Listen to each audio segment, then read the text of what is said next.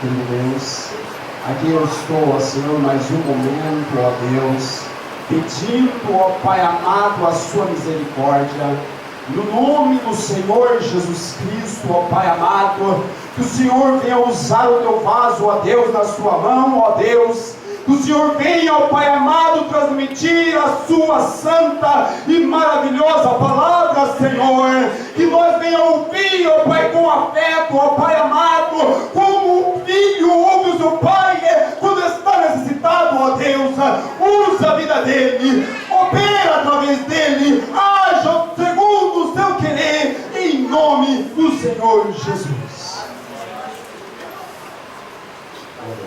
Meus irmãos, a paz do Senhor, aproveitando a vontade de estarmos de pé, abra sua Bíblia comigo no Evangelho de Jesus, segundo escreveu o evangelista João, capítulo de número 1, versículo de número 29. Evangelho de Jesus, segundo o evangelista João, capítulo de número 1, versículo de número 29. Quando os irmãos procuram a referência bíblica, eu quero agradecer a Deus por estar aqui nesta noite, para juntos adorarmos ao nome dele, prestarmos um culto de adoração e comunhão ao nosso Deus. Sou feliz também por mais uma vez a oportunidade de fazer menção da sua palavra. Sou grato a Deus por isso. Pastor Edson, um grande amigo que o Senhor nos deu, conheci ele quando ele ainda era pastor em Floresta, tá? E o Senhor nos apresentou ele como amigo e somos felizes por ter uma amizade como a do pastor. Não se encontra aqui, mas é um homem de Deus, como os irmãos já podem ter percebido. E sou grato a Deus por ter ele como amigo. Como também de antemão, o seu segundo, o pastor que o representa. Que Deus continue abençoando essa igreja e a todos em nome de Jesus. Quero também deixar um abraço para o meu pastor Alexandre. É um pai, irmãos. É um pai, um homem que nos cuida muito bem da gente, trata muito bem. Eu sou grato ainda dele e também da sua esposa, irmã Márcia. Amém? Todos acharam o texto? Amém. Está escrito assim: no dia seguinte, João viu a Jesus que vinha para ele, e eis que ele disse: eis aí o Cordeiro de Deus que tira todo o pecado do mundo. Amém? Pode se assentar, glorificando a Jesus. Aleluia. Meus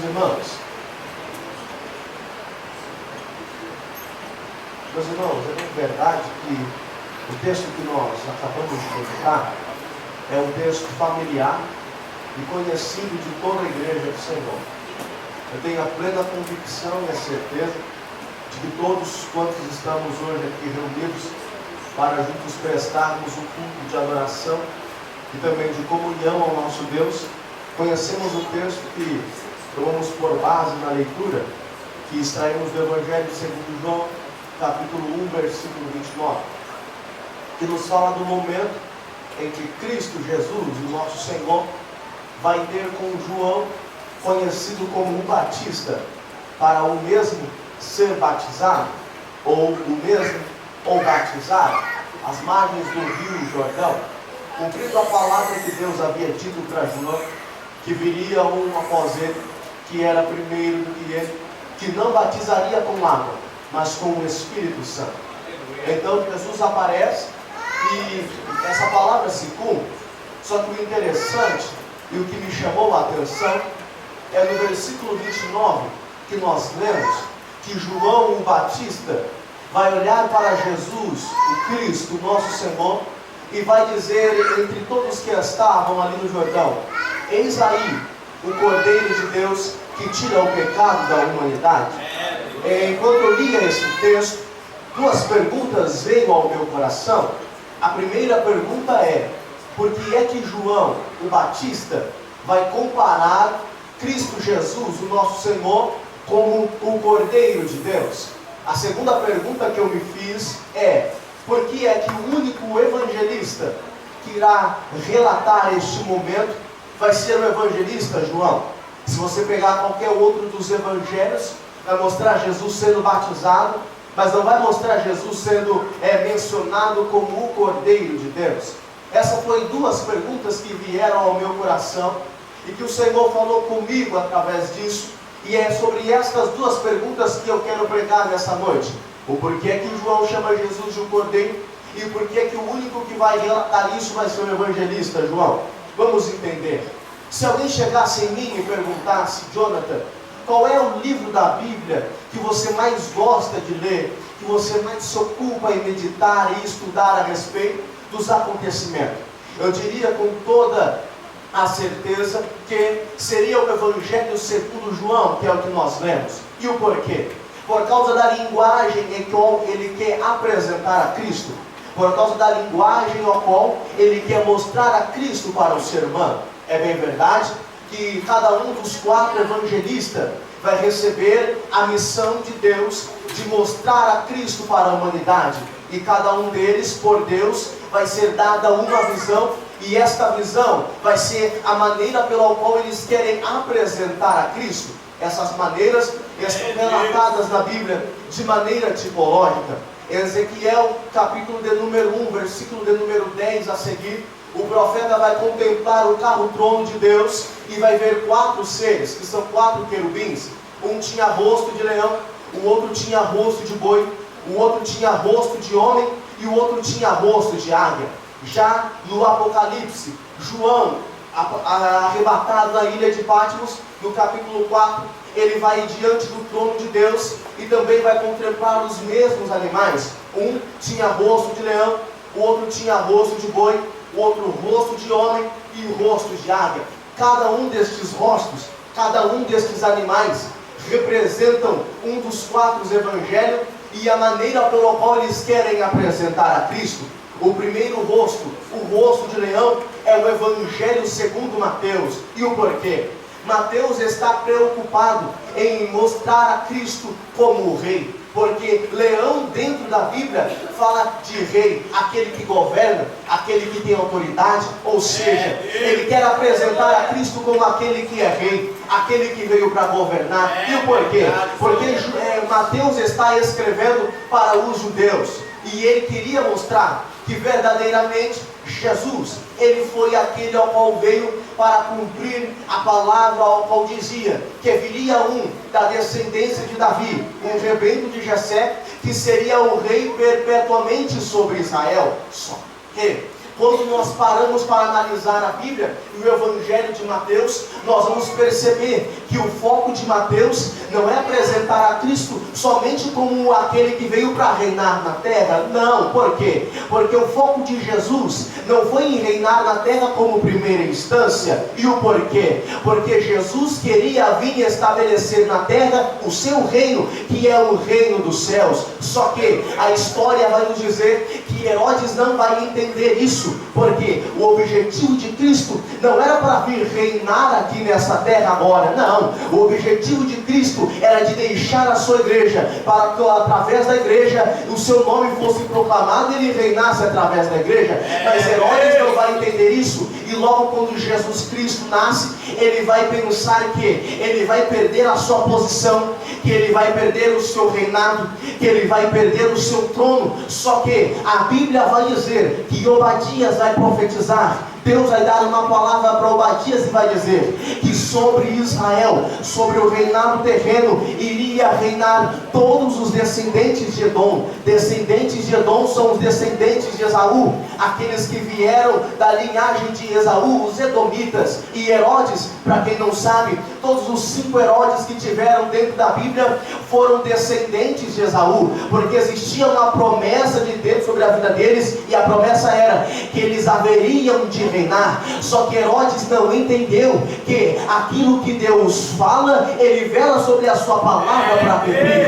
E quando soou a notícia de que estava nascendo um que seria chamado o rei dos judeus, ele se perturba, porque ele tem medo de perder a sua posição, ele tem medo de perder aquilo que ele tinha. Só que o que eu aprendi lendo a Bíblia Sagrada é que aquilo que Deus te deu é seu e ninguém vai arrancar, e aquilo Aquilo que Deus me deu é meu e ninguém vai tirar. Não existe nada que tire aquilo que Deus te deu e deu para mim. Jesus, ele não veio para reinar aqui, e prova disso é que quando ele estava diante de Pilatos, Pilatos vai olhar para Jesus e vai dizer: me fala onde é o teu reino, você verdadeiramente é o rei dos judeus? Jesus vai dizer: não, eu não sou rei desta terra, mas o meu reino é em outro lugar, porque se fosse aqui, os meus soldados já tinham vindo e já tinham me libertado. Jesus não veio para reinar aqui em primeira instância, mas ele veio para deixar a igreja, e é por isso que Paulo vai escrever na sua segunda epístola à igreja de Coríntios, capítulo 5, versículo 20, dizendo: de sorte que somos embaixadores de Cristo. O que é embaixador? É representante, é aquele que representa uma nação, ou seja, a igreja é o céu na terra. Você é um representante do reino de Jesus. Então essa é a visão do evangelista Mateus, apresentar a Cristo como aquele que veio não para ser rei somente na terra, mas veio para ser rei do universo, rei sobre todas as coisas. Mas ainda existe um rosto de boi, que é representado, ou a representação do evangelho de Marcos.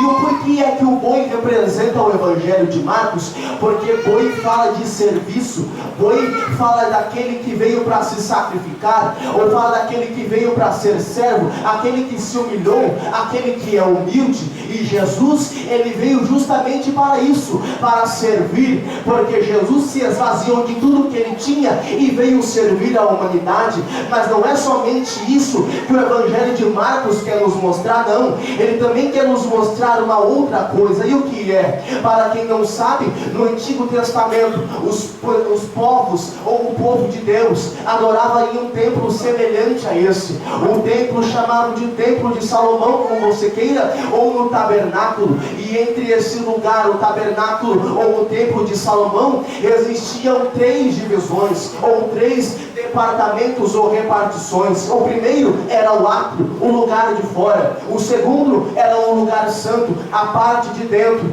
E o terceiro lugar era o Santíssimo, ao qual era o lugar onde a presença de Deus, simbolizada pela Arca da Aliança, estava depositada. Ali, apenas uma vez por ano, o sacerdote podia entrar e sacrificar ao Senhor pela vida do homem. Só que entre o Santo e o Santíssimo existia um véu, e alguns teólogos contemporâneos vão dizer que este véu tinha aproximadamente 300 quilos de peso. Era muito pesado. Nenhum homem natural conseguia levantar, nenhum homem natural conseguia entrar para dentro do véu.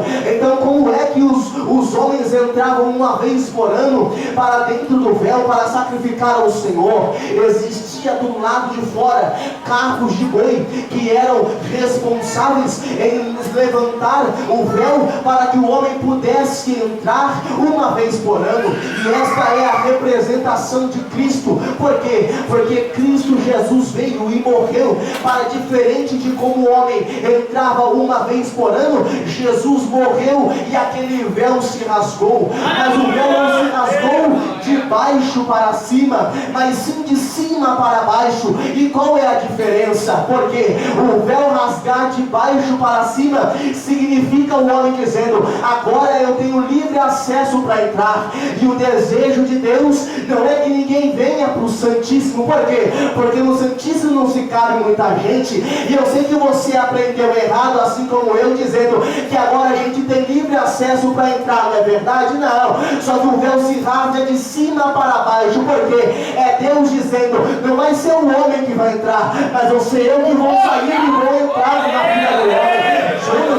Me prova isso na Bíblia Sagrada. Eu te provo. Primeira epístola de Paulo aos Coríntios, capítulo de número 3, versículo de número 16. Paulo vai dizer: não sabeis vós que sois templo e morada do Espírito Santo? Ou seja, o desejo de Deus não é que você entre, mas o desejo dele é de sair e fazer morada dentro da tua vida, dentro do teu coração. oração. E se existe alguém que está preocupado e está presente em um culto e na nossa vida, é o Senhor. Eu sei que você já percebeu que muitas das vezes você entrou por essas portas amargurado, triste, contrito, quebrantado, pensando em parar, pensando em largar tudo.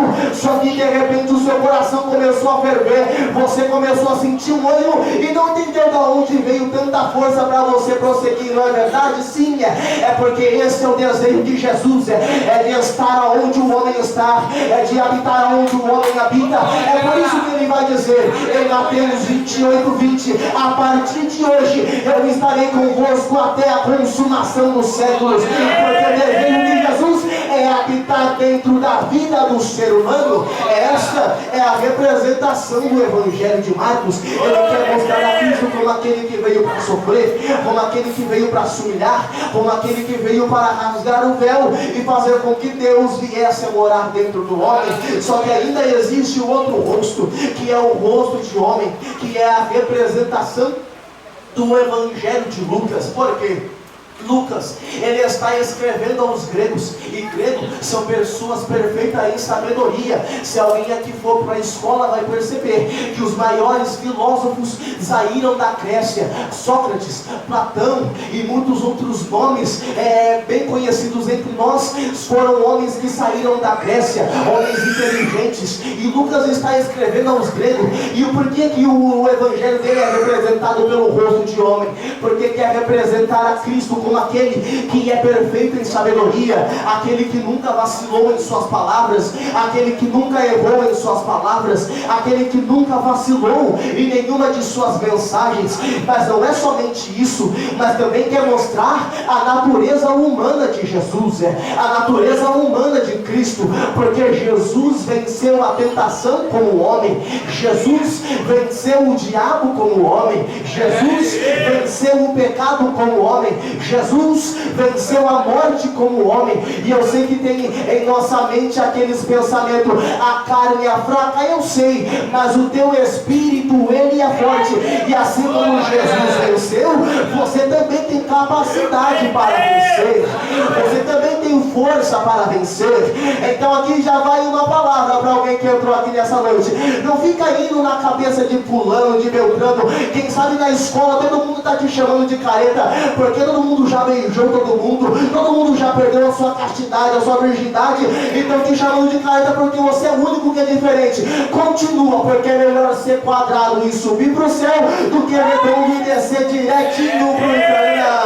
Você é fraco, a sua carne é, mas Jesus disse: no mundo tereis aflição, mas tem de bom ânimo, eu já venci o mundo. O teu espírito é forte e você vai vencer em nome de Jesus. Em nome de Jesus. Essa é a representação do Evangelho de Lucas. Só que ainda existe o rosto de águia, que é a representação do Evangelho de João. E o porquê? Porque a águia é um dos símbolos da divindade de Deus, é um dos símbolos da divindade do Senhor. A águia é o animal que mais voa alto e tem a sua visão vasta, enxerga em lugares longes, consegue chegar com sua visão em lugares longes para pegar a sua presa. E essa é a representação de Cristo como aquele que estava no céu, mas desceu do céu, representando o rasante que a águia dá, mas logo ela volta. Como assim, Jonathan? Eu não entendi. Vou te explicar. Paulo vai escrever em Filipenses, capítulo de número 2, versículo de número 5, o rasante desta águia chamada Cristo. E ele vai dizer o seguinte: de sorte que haja em vós o mesmo sentimento que também houve em Cristo Jesus, que sendo como Deus, tendo a mesma glória de Deus, tendo a mesma imagem de Deus, não teve por usurpação ser igual a Deus, não, mas antes aniquilou-se a si mesmo, fazendo-se semelhante aos homens, e tornando-se forma de homem, humilhou-se até a sua morte, e morte de cruz. Pelo que Deus o exaltou soberanamente, ele deu um nome que está acima de todo nome, para que o nome de Jesus se dobre todo o joelho no céu, na terra e debaixo da terra, e toda a língua confesse que Jesus é o Senhor, para a glória de Deus Pai. Olha a lição que Cristo vai nos deixar uma lição de humildade, porque os valores hoje estão invertidos. Eu não sei se você já percebeu, mas hoje os valores estão trocados. E o porquê? Porque infelizmente no coração de muitos está entrando um sentimento igual o sentimento que entrou no coração do diabo. Jonathan, eu estou escandalizado com o que você está dizendo. É verdade. E qual é o sentimento? O sentimento é de soberba, de galgar lugares altos. E não é pecado, irmão, você ter destaque. Não é errado você ser conhecido. Não é errado você querer ter um emprego, uma casa boa, ser alguém que tenha um bom porte. Não é errado. Mas o problema é quando isso sobe para a nossa mente. E como assim, Jonathan? Não entendi. Me explica. A Bíblia vai dizer em Isaías capítulo 14, capítulo 12, versículo 14, que um dia o diabo vai dizer: eu subirei e me assentarei no trono e serei semelhante ao Altíssimo. Quando Deus escuta essas palavras, em seu coração sobe uma ira e Deus abate o diabo humilhando. Só que em contrapartida, enquanto na mente do diabo para crescer tem que estar no alto, enquanto na mente do diabo para crescer tem que querer posições, e quem quer posições não galga, nós pensando em quem está do seu lado, fala mal, puxa tapete, faz de tudo. Essa é a mente do diabo. Ele acha que para crescer, ele vai crescer em cima das custas de alguém. Só que Cristo vem fazendo o diferente. O que é? Jesus tinha a glória de Deus, Jesus tinha a semelhança de Deus, Jesus tinha um trono de Deus. Mas a Bíblia diz que enquanto o diabo queria subir, Jesus queria descer. Enquanto o diabo queria a semelhança, Jesus deixou a semelhança. Enquanto o diabo queria o trono, Jesus deixou o trono. E quando Jesus deixa a glória, deixa a semelhança e deixa o trono, se humilhando, diz a Bíblia que Deus o exaltou soberanamente. Qual o segredo para a sua vida? O segredo de Jesus hoje para a gente é: quer crescer? Sim. Quer progredir? Eu quero. Quer avançar? Eu quero. Se mantém na tua humildade, se mantém do jeito que você é. E o que é humildade, Jonathan? Humildade é eu ter uma roupinha simples? Não. Humildade é eu ouvir tudo que todo mundo quer fazer e fazer? Não. Humildade não é simplicidade e também não é simpatia. O que é humildade? Humildade é você ter, é você ser e é você poder. Mas é viver como quem não tem, como quem não é e como quem não pode. É assim que Jesus viveu. Jesus tinha a glória, tinha o poder e tinha o trono, mas viveu como quem não tinha, como quem não era e como quem não possuía. E hoje o segredo de Deus para a gente quer crescimento na tua vida, então se humilha. A Bíblia diz que aquele que se humilha diante da mão de Deus, o mesmo é quem exalta. Eu tenho uma palavra de Deus para alguém que entrou aqui. Tem exaltação de Deus chegando para a sua casa. Tem exaltação de Deus chegando para a sua família. Quantos acreditam que tem providência de Deus? Levanta a mão para cima e glorifica. Aleluia. Essa ação, as 4 visões dos evangelistas, e é por isso que eu me identifico mais com o evangelho de João, porque ele quer mostrar a Cristo como aquele que veio para se olhar, como aquele que se destituiu da sua glória. E o interessante é que agora vamos entrar na mensagem para nós não perdermos tempo, porque eu tenho pouco tempinho para nós corrermos e entendermos o que Deus quer falar com a gente. João vai começar o seu evangelho contando uma história que existia um homem por nome de João, conhecido como Batista. E por quê? Por causa das pessoas que ele batizava. João, o Batista, segundo alguns teólogos vão dizer que ele batizava cerca de 2 até 5 mil pessoas por dia nos cultos que ele fazia no Rio Jordão. E quando João estava sempre se reunindo lá com os irmãos, sempre alguém chamava João e perguntava: João, porventura você é o Cristo ou devemos esperar outra pessoa? Aí João se levantou para dizer: não, em verdade eu vos digo que eu não sou o Cristo, porque eu só batizo com água para arrependimento, mas vem um após mim que é primeiro que eu, mais poderoso do que eu, ao qual eu não sou digno nem de me abaixar e tirar a sandália dos seus pés. Esse não batiza com água, não, ele batiza com o Espírito Santo, com o Espírito Espírito Santo. Esse batiza com o Espírito Santo. E o que é que vai fazer João ser conhecido? O que vai fazer João ser conhecido é a mensagem que ele pregava. João era um pregador que sempre pregava mensagem diferente, com o mesmo intuito. Alguns teólogos vão dizer que João era o pregador de uma só mensagem. Por quê? Porque João pregava diferente, mas com o mesmo objetivo. E qual era? Arrependimento. João se reunia no Jordão e pregava dizendo: arrependei-vos, porque é chegado o reino dos céus. João se reunia na igreja do Jordão pregando: arrependei-vos, porque eis que o machado já está posto à raiz. João pregava e dizendo: olha, eu vos digo uma coisa, que vem um após mim, que separará o trigo da palha. A palha será queimada e o trigo será juntado no seu celeiro. João pregava dizendo: arrependei-vos, raça de víboras, quem vos ensinou a fugir da ira vindoura. João pregava dizendo: ei, meus irmãos, tome cuidado, porque o machado está posto à raiz, e uma hora ele irá cortar. Toda árvore que não dá fruto vai ser jogada no fogo e queimada. A que dá fruto será limpa para novamente produzir fruto. João era conhecido pela mensagem que ele trazia, mas o que vai fazer João ser conhecido e o seu ministério crescer absurdamente vai ser um dia em que ele vai chegar até Herodes e vai dizer: olha, Herodes, não te é lícito possuir a mulher de teu irmão Herodias. Saia desse adultério, saia já desse adultério. Quando João profetiza, o seu ministério cresce. Todo mundo conhece João. Era falar de João Batista, todo mundo se lembrava: é o profeta do Jordão, é o profeta que prega arrependimento. Aí está lá João, reunido na sua igrejinha para sempre cultuar. E João vai pregar mais um dia, mas parece que eu vejo mente de pregador isso daqui, irmãos. João vai descer no Jordão para se reunir na igrejinha do Jordão junto com os irmãos para novamente celebrar ao Senhor e batizar vidas arrependidas. Só que aquele culto era um culto diferente, um culto especial. Sabe, um culto como o de hoje, que você entra, senta, ora, e quando você, depois que você levanta na oração, vem os da harpa e você canta alegre, vem o louvor e você canta alegre. Não precisa o cantor cantar muito, porque o seu coração se enche de alegria e você glorifica o Senhor. Não precisa o pregador falar muito, porque você dá glória, você glorifica.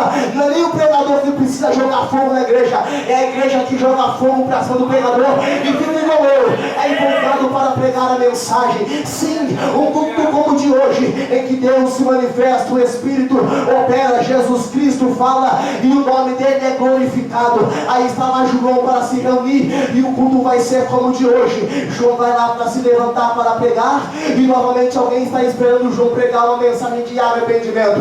E João começa dizendo: se arrependam, porque está vindo um após mim, que vai vir, irmãos, para limpar as árvores e jogar elas no fogo, as que não produzem fruto. Se arrependam, porque o machado está posto à raiz.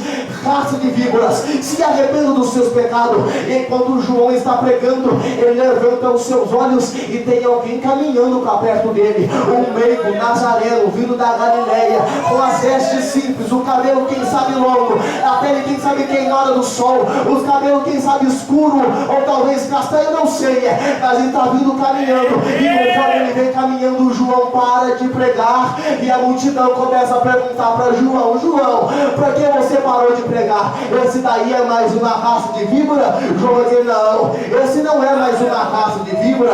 Ah, João, então eu já sei, esse daí é mais um que o machado está posto à raiz, não é, João? João vai dizer: não, esse não é mais um que o machado está posto à raiz.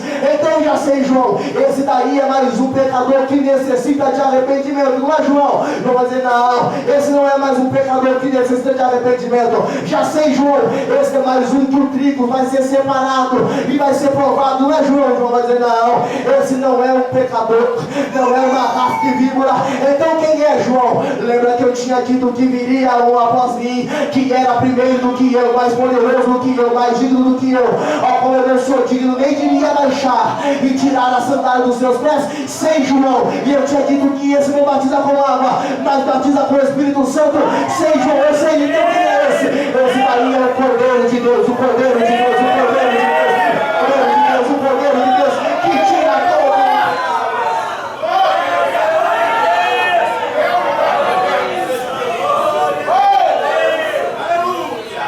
A pergunta ainda é: por que é que João vai chamar Jesus de o Cordeiro de Deus? Porque pergunta o Senhor me esclareceu na hora. Você, meu filho, pensa comigo. João está pregando para quem? Para o povo judeu ou israelita, como você preferir. E o povo que ele está pregando vai entender o que ele quer dizer. E o que é? Para a gente que não sabe, vamos entender. João está querendo fazer um paralelo entre Jesus, o Cordeiro, com o Cordeiro Pascual, que era sacrificado na Páscoa.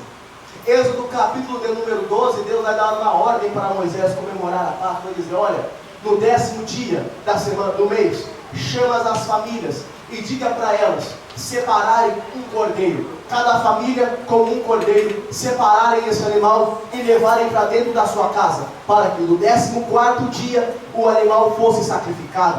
E o porquê é que Deus vai dizer para o animal ser levado para dentro da sua casa? Por quê? Casa fala de comunhão, cordeiro fala de Cristo, porque o que ele queria é que o povo tivesse comunhão com esse cordeiro. Um dia, eu conversando com o meu professor de teologia, e ele me disse, Jonathan, eu tive a oportunidade de conversar com um pastor de ovelha, que por ocasião também cuidava de cordeiro, e ele me disse que um dia, ele estava engordando o animal, o cordeiro, para sacrificar ele no fim do ano, para que no fim do ano eles viessem a comer e se alegrar. Mas ele disse que o animal é tão dócil, tão fácil de você pegar carinho, e quando chegou perto da data, ele começou a ficar com dó no coração e não queria sacrificar o animal. E ele disse que quando ele pegou o animal para sacrificar, o animal começou a chorar, porque entendia que iria morrer. Olha que interessante, dentro do animal, o cordeiro, que simboliza Cristo, ele já entendia que chegava a sua hora de padecer, e não foi preciso ele matar o animal, não. O animal se lançou na faca e morreu. É um símbolo de Cristo se entregando por nós,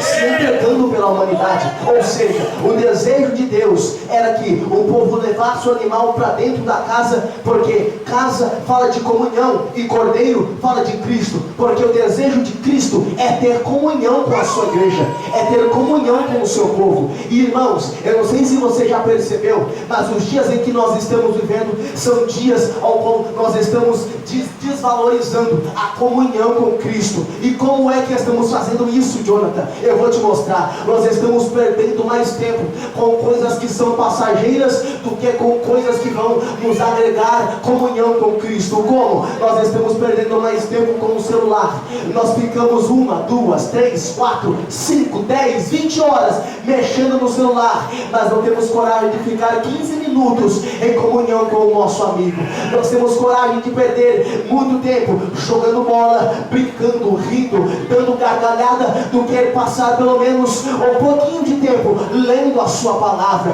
Você já percebeu que hoje em dia está sendo mais falado de te abençoa, Jesus vai te fazer, Jesus vai te prosperar, Jesus vai realizar na sua vida, Jesus vai, mas quanto tempo faz que você não ouve alguém dizer para você que Jesus ele vai voltar? Quanto tempo faz que você não ouve alguém pregar sobre o Espírito Santo? Quanto tempo faz que você não ouve alguém pregar a respeito da mensagem da cruz? Por quê? Porque os valores estão sendo invertidos e a gente está perdendo a comunhão com Cristo. Quer ver uma característica de alguém que está perdendo a comunhão com Cristo? É aquela pessoa que você olha para a cara dele e ele entra no culto e sai do culto, entra no culto e sai do culto, mas ele está sempre da mesma maneira, sempre do mesmo jeito. Por quê? Porque quem anda com Cristo não fica a mesma pessoa. Ela muda, mas ela entra no culto de um jeito e sai do mesmo jeito. E essas pessoas são aquelas pessoas que entram cheio de achismo ou arqueologia. Ele acha defeito no pastor, acha defeito no chão da igreja que não está limpo direito, mas limpar que é bom ele não limpa, não é verdade? Ele acha defeito o ar-condicionado estava muito quente, acha defeito em quem canta, acha defeito em quem prega, o pregador não foi bom para ele, não gostou da mensagem. Não, mas são essas pessoas que já perderam a comunhão com Cristo, já perderam a comunhão com o Senhor, já perderam a comunhão com Cristo. E o desejo de Deus é que nós venhamos a ter comunhão com Jesus. A Paulo vai escrever na sua primeira epístola à igreja de Coríntios, na segunda epístola, capítulo 13, versículo 13, ele vai dizer o seguinte: a graça do Senhor Jesus Cristo, o grande amor de Deus e a comunhão do Espírito Santo seja com todos. Preste atenção, a graça de Deus nós já recebemos, perdão, o grande amor de Deus nós já recebemos. João 3,16, Deus amou no verbo passado, que já entregou o seu amor ao mundo de tal maneira que entregou o seu Filho. A prova de Cristo, de Deus nos amar, foi entregar a Jesus por nós. Então o amor de Deus nós já recebemos. Aí a graça do Senhor Jesus Cristo nós também já recebemos. Quando Jesus morreu na cruz do Calvário, disse: está tudo consumado. O véu se rasga e o tempo da graça se começa. Mas ele vai dizer o seguinte: a comunhão com o Espírito Santo. Comunhão, irmãos, não é algo que Deus dá e pronto, acabou, não. Comunhão é algo que você consegue todo dia.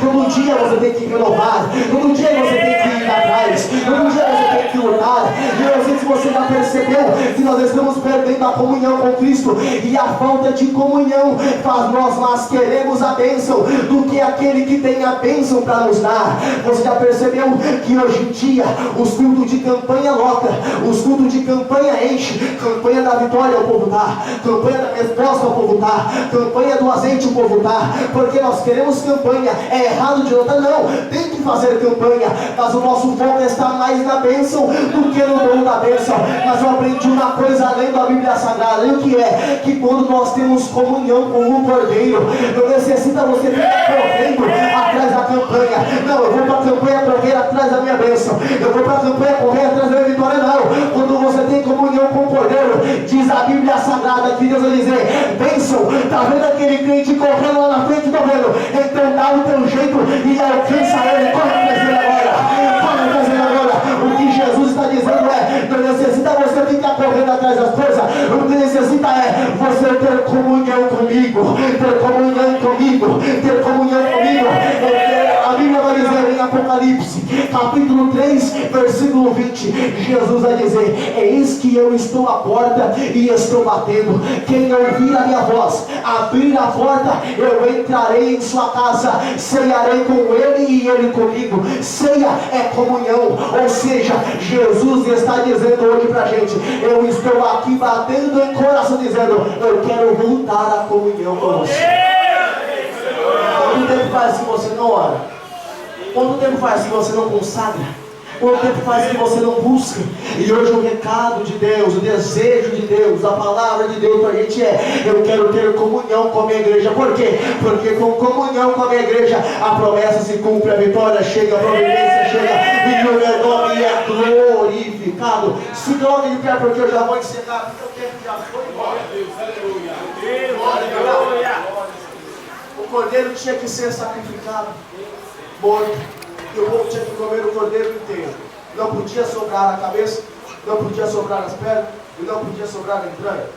E uma outra hora que eu vier, eu falo o que significa isso, irmão. Se o pastor nos convidar, eu falo o que significa esses três itens.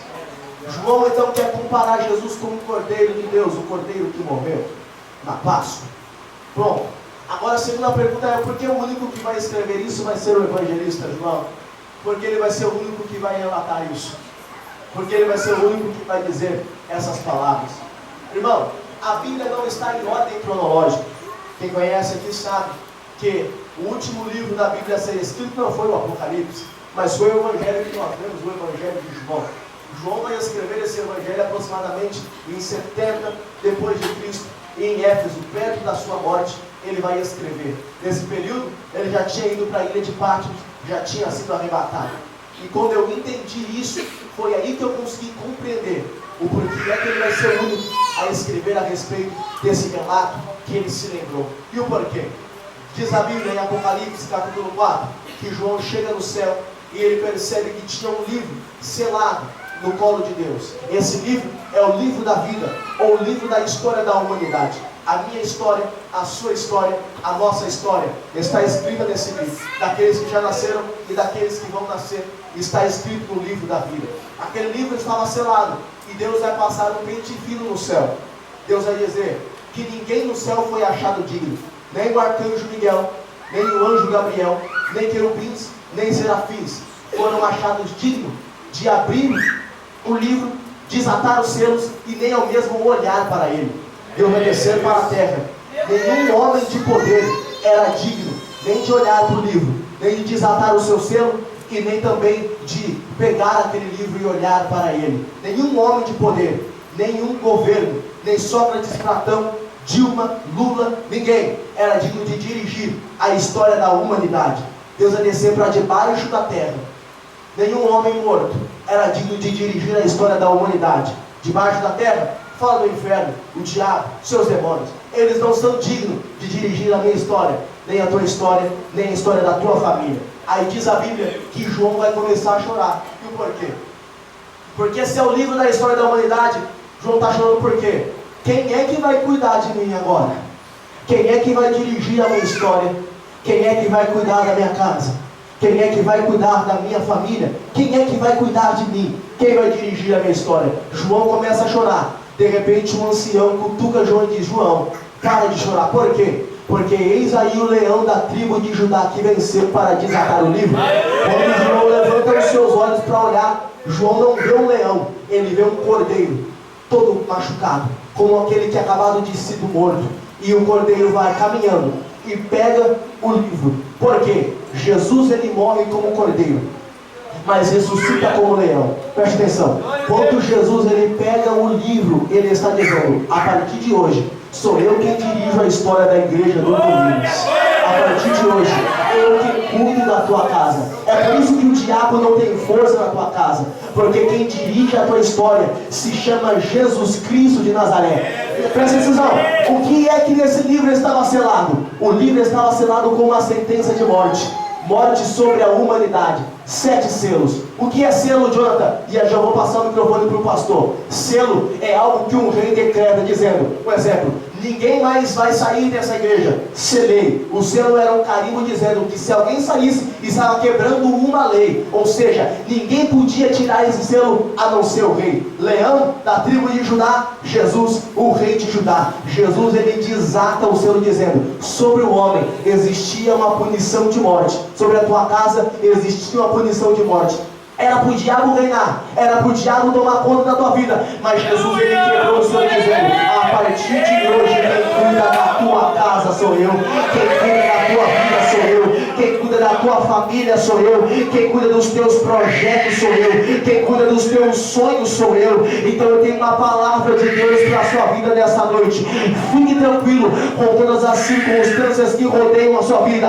Saiba de uma coisa, que a tua história é dirigida e regida pelo Cordeiro chamado Jesus Cristo de Nazaré. E ainda que tudo pareça que está perdido, hoje a palavra